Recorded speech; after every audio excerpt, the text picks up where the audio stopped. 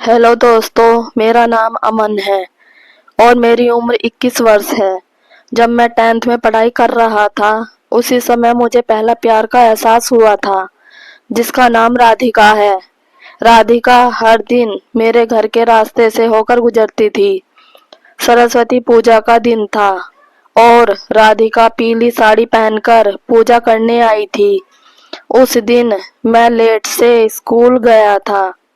जब मैं स्कूल पहुंचा तो मेरी नज़र राधिका पर पड़ी और मैं उसे देखता ही रह गया। पीली साड़ी में राधिका बहुत अच्छी दिख रही थी। मेरी नज़र हटाए से नहीं हट रही थी। किसी तरह मैंने खुद को संभाला और बाहर आ गया, लेकिन अभी भी मैं उसी के बारे में सोच रहा था, जैसे उसका वो चेहरा मेरे दिल में उतर गया हो। किसी तरह मैंने खुद को संभाला। कुछ देर में राधिका अपने दोस्तों के साथ बाहर आई और फिर मेरी नज़र उसी को देखने लगी। बस मुझे लग रहा था उसी को देखता रहूं। राधिका भी मेरी तरफ देखी, लेकिन मैंने अपनी नजरें दूसरी ओर कर ली। कुछ देर में पूजा शुरू हो गई और वो पूजा के स्थान पे चली गई। मैं भी उसके पीछे गया। पूजा के समय मैं राधिका को ही देखे जा रहा था, लेकिन खुद को कंट्रोल किया और पूजा समाप्त होने के बाद बाहर आ गया और राधिका के बाहर आने का इंतजार करने लगा।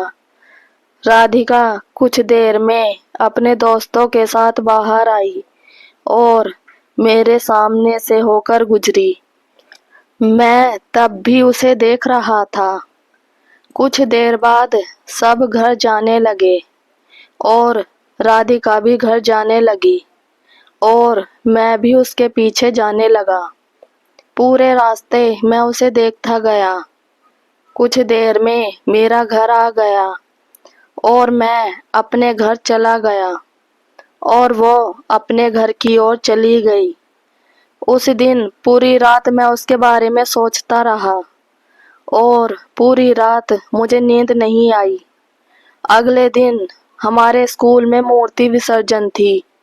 सुबह जल्दी स्कूल चला गया और विसर्जन की तैयारी करने लगा और मैं राधिका का इंतजार कर रहा था।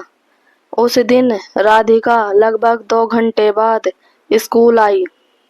उस दिन वो लाल कुर्ती और सफेद दुपट्टा पहनकर आई थी, जिसमें वो बहुत सुंदर दिख रही थी और मैं उसे देखे ही जा रहा था।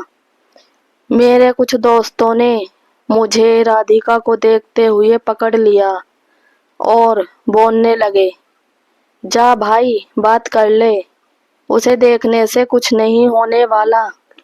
लेकिन मेरी हिम्मत नहीं हो पा रही थी। शाम को विसर्जन के बाद सब घर जाने लगे। सब थके हुए थे। राधिका अपने दोस्तों के साथ घर जाने लगी।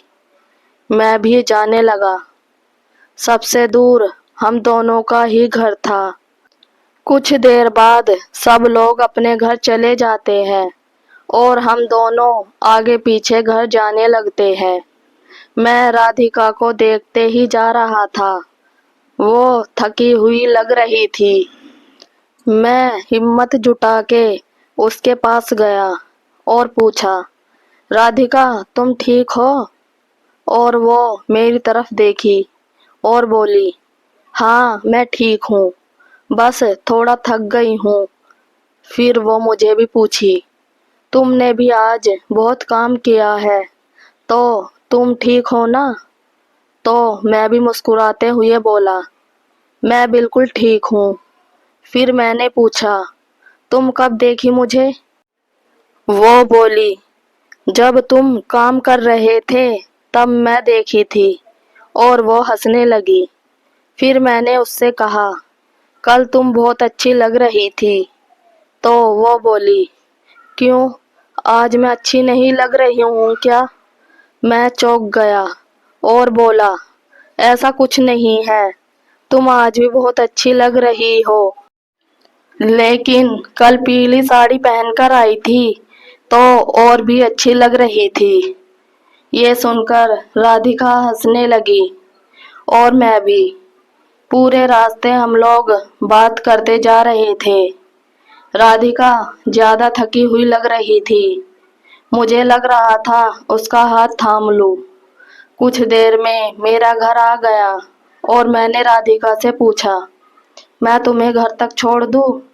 तो वो बोली, नहीं, मैं खुद चली जाऊंगी, तुम जाओ। और वो अपने घर चली गई।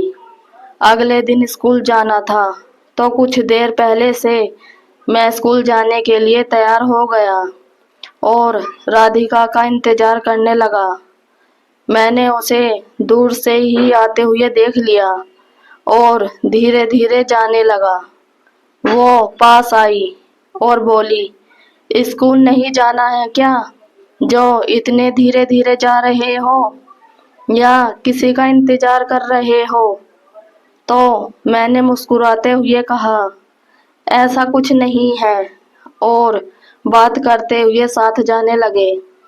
उसके बाद हम लोग हर दिन साथ ही स्कूल जाने लगे। मैं राधिका से प्यार करने लगा था, लेकिन मैं उसे बता नहीं पा रहा था। राधिका हर दिन लंच में कुछ ना कुछ लाती थी तो मुझे भी देती थी। मेरा प्यार उसके लिए और बढ़ने लगा था और मैं उसे बोल नहीं पा रहा था। एक दिन मेरी तबीयत खराब हो गई और 2 दिन स्कूल नहीं जा पाया। ठीक होने के बाद अगले दिन स्कूल जाने के लिए तैयार होकर राधिका का इंतजार कर रहा था। मैं धीरे धीरे जा रहा था। कुछ देर में राधिका आई और बिना कुछ कहे मेरे पास से निकल गई। 2 दिन हो गए, राधिका मेरे से बात तो क्या, देख भी नहीं रही थी और दूर दूर रहने लगी थी, जिससे मैं उसे कुछ बोल भी नहीं पा रहा था। मैं बहुत परेशान हो रहा था।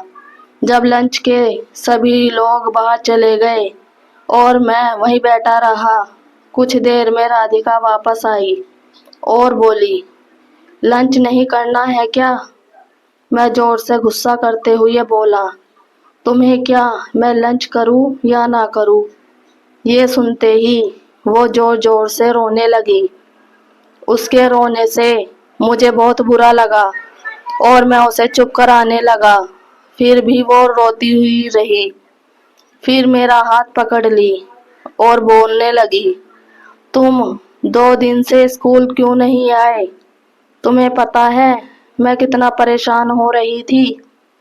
उसके इस तरह से हाथ पकड़ने से मेरा पूरा गुस्सा चला गया था। फिर मैंने उसे बताया कि मेरी तबीयत खराब हो गई थी और मेरे पास तुम्हारा फोन नंबर भी नहीं था, तो मैं तुम्हें कैसे बताता। बहुत देर समझाने के बाद वो चुप हुई। रोते हुए वो इतनी मासूम लग रही थी कि मुझे लग रहा था मैं उसे गले लगाकर बताऊं कि तुम मेरी जान हो, लेकिन मैं बोल नहीं पाया। मुझे इतना तो पता चल गया था कि राधिका भी मेरे से बहुत प्यार करती है। उसके चुप होने के बाद हमने साथ में लंच किया और क्लास में चले गए। राधिका फिर भी कुछ गुमसुम सी लग रही थी। शायद वो चाहती थी कि मैं उससे प्यार का इजहार करूं, और मैंने भी सोच लिया था कि आज कुछ भी हो जाए, आज उसे बता के ही दम लूंगा कि कितना प्यार है मुझे उससे। स्कूल की छुट्टी हो गई। सभी बच्चे बाहर चले गए। राधिका वहीं बैठी रही। मैं हिम्मत करके उसके पास गया और हाथ पकड़कर बोला, मैं जब से तुमसे मिला हूँ तुम्हारे बारे में ही सोचता रहता हूँ, और मैं बहुत दिन से तुम्हें बताना चाह रहा था कि मैं तुमसे बहुत प्यार करता हूँ। राधिका इतना सुनते ही मुझे गले से लगा ली और रोने लगी। मेरी भी आंखें नम हो गई। मैंने उसे जल्दी चुप कराया और कहा, चलो रास्ते में बात करते हैं, यहाँ सर देख लेंगे। उसके बाद राधिका ने मेरा फ़ोन नंबर लिया और कहा, मेरे फ़ोन का इंतज़ार करना, और वो अपने घर चली गई। घर पहुंचते ही उसने मुझे कॉल किया और बताने लगी कि मैं बहुत परेशान हो गई थी जब तुम स्कूल नहीं आ रहे थे।